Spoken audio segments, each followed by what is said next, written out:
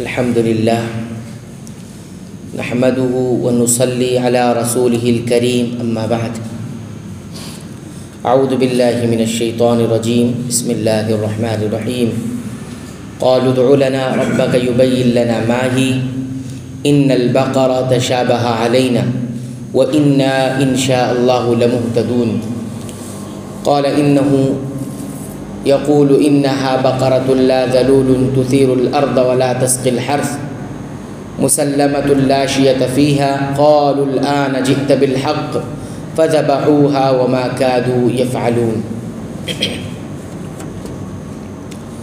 وہ کہنے لگے کہ اپنے رب سے دعا کیجئے کہ ہمیں اس کے مزید حلیہ بتلائے.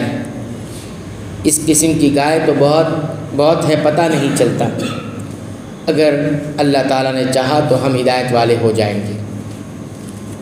آپ نے فرمایا کہ اللہ کا فرمان ہے کہ وہ گائے کام کرنے والی، زمین میں ہل جوتنے والی اور کھیتوں کو پانی پلانے والی نہیں، وہ تندرست اور بے داغ ہو. انہوں نے کہا اب آپ نے حق واضح کر دیا. وہ حکم برداری کے قریب نہ تھے لیکن اسے مانا اور گائے ذبح کر دی. سورہ البقرہ کی آیت نمبر 70 اور 71 دو آیت کریمہ تلاوت کی گئی اور اس کے معانی کا ترجمہ آپ حضرات کی خدمت میں رکھا گیا. یہاں پر بنی اسرائیل کی سختی اور ضد والی یہ تیسری بات ذکر کی گئی ہے کہ گائے ذبح کرنے کا حکم دیا گیا تو پہلے پوچھا کہ کون سی جنس کی ہو، پھر پوچھا اس کی عمر کیا ہو، پھر پوچھا اس کا رنگ کیا ہو، اب پوچھ رہے ہیں وہ کام کیا کرنے والی، کس انداز کی ہو. تو انہوں نے کہا کہ اپنے رب سے دعا کیجئے کہ وہ ہمیں بتائے کہ وہ کیسی ہو، اس کا حلیہ مزید بتائے. اتنے پر اکتفا نہیں ہو رہا ہے بلکہ اور کچھ بتائے. اور یہ وجہ پیش کی ان البقرہ تشابہ علینا، ہم نے ڈھونڈا بازار میں لیکن گائے تو بہت طرح کی ہے، بہت طرح کی گائے ہے، یہ والی گائے نہیں نظر آتی. کچھ اور بتا دیں گے تو ڈھونڈنے میں آسانی ہوگی. تو ان البقرہ تشابہ علینا، جو ہم چاہتے ہیں وہ ہمیں نہیں ملی. تو ایسا نہیں تھا کہ گائے مل نہیں رہی تھی، ان کو دراصل کام کرنا نہیں تھا، اس حکم کو ماننا نہیں تھا. تو اس وجہ سے سختی اور ضد پر یہ اتر آئے تھے. بہرحال اس کے بعد یہ کہا انہوں نے وَإِنَّا إِن شَاءَ اللَّهُ لَمُهْتَدُونَ، اور اگر اللہ نے چاہا تو ہم ہدایت پا جائیں گے، یعنی ہم اس گائے کو ڈھونڈنے میں کامیاب ہو جائیں گے اور عمل کر لیں گے. وَإِنَّا إِن شَاءَ اللَّهُ لَمُهْتَدُونَ. اس کے بعد پھر وہ کہا، موسیٰ علیہ السلام نے ان کے اس سوال کا جواب دیا اور کہا اِنَّهُ یقول کہ اللہ تعالیٰ کہتے ہیں اِنَّهَا بَقَرَةٌ لَا ذَلُولٌ تُثِيرُ الْأَرْضَ، یہ جو گائے ہے جس کے بارے میں تم مزید معلومات حاصل کر رہے ہو تو سنو، اللہ تعالیٰ کہتا ہے کہ ایسی گائے ہو لا ذلول، جو ذلول نہ ہو، یعنی زمین کو اس سے کھیتی نہ کی گئی ہو، زمین اس سے جوتی نہ گئی ہو.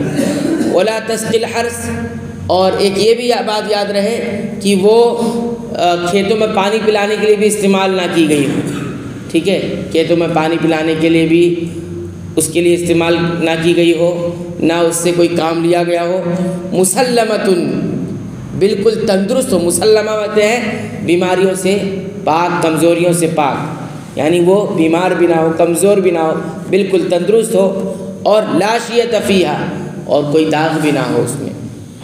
شیعہ کس کو کہتے ہیں؟ شیعہ شین یا ہا سے شیعتن کہتے ہیں کہ رنگ اس کا ایسا ہو کہ اس میں کوئی اور رنگ نہ ملا، یعنی کوئی رنگ جیسے زرد رنگ کی تو کہا تھا اللہ تعالیٰ نے، تو زرد رنگ ایسا ہو کہ اس میں نہ سفید کلر ملا ہو، رنگ ملا ہو، نہ کالا رنگ ملا، یا کوئی اور رنگ، بالکل بے داغ، داغ بھی کہیں نہ ہو.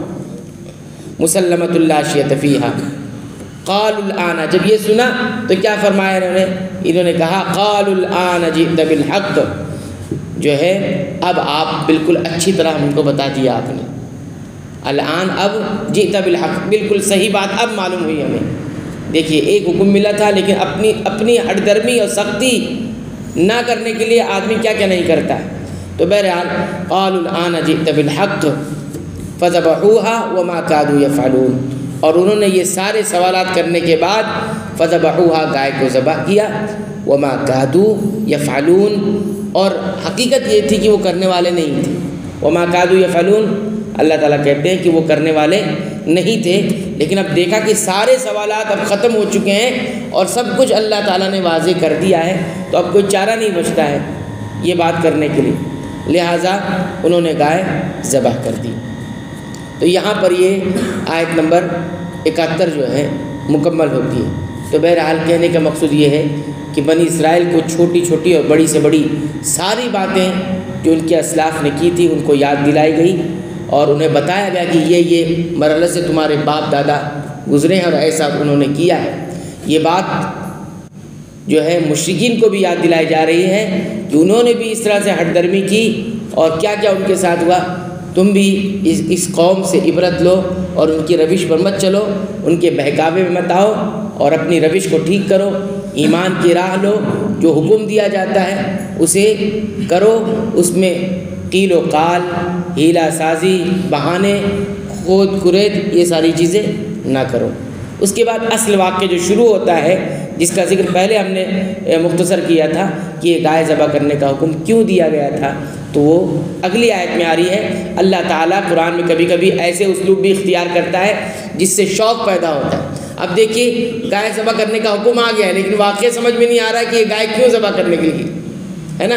آگے وہ آ رہا ہے کہ اللہ تعالیٰ اس طرح سے واقعات کو کبھی نتیجے کو محرک کو پہلے بیان کر دیتا ہے کہ اس وجہ سے یہ واقعہ پیش آیا، اور کبھی کبھی واقعہ بتا دیتا ہے، وجہ نہیں بتاتا، اس کو آگے لے جا کے ذکر کرتا ہے، کیونکہ آدمی کا ذہن، آدمی کی نفسیات اللہ تعالیٰ نے ایسی بنائی ہے کہ وہ اگر اچانک کوئی واقعہ سنتا ہے تو وہ واقعہ کیوں ہوا اس کے جاننے کی کوشش کرتا ہے، اور کبھی کبھی وجہ مل جاتی ہے تو واقعہ کیا ہوا وہ جاننے کی کوشش کرتا ہے۔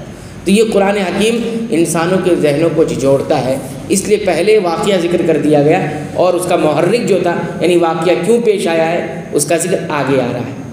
اس کی بعد یعنی آیت نمبر 72 میں اس کا ذکر آئے گا جو کل انشاءاللہ ہم ذکر کریں گے۔ بہرحال یہ قرآن کا اسلوب ہے کہ اس طرح قرآن واقعات کو بیان کرتا ہے۔ اللہ تعالیٰ سے دعا کرتے ہیں رب العالمین تو ہمیں قرآن حکیم کی پابندی سے تلاوت کی توفیق عطا فرما، اس کو سمجھ کر غور کر کے پڑھنے کی توفیق عطا فرما، اس کے مطابق اپنے عقیدے، ایمان، اعمال، اخلاق کو بنانے سنوارنے کی توفیق عطا فرما۔ اے اللہ تو ہمیں بخش دے، ہمارے والدین کو بخش دے، تمام اہل اسلام، تمام مسلمانوں کو، تمام مومنوں کو، تمام اہل توحید کو بخش دے، آمین۔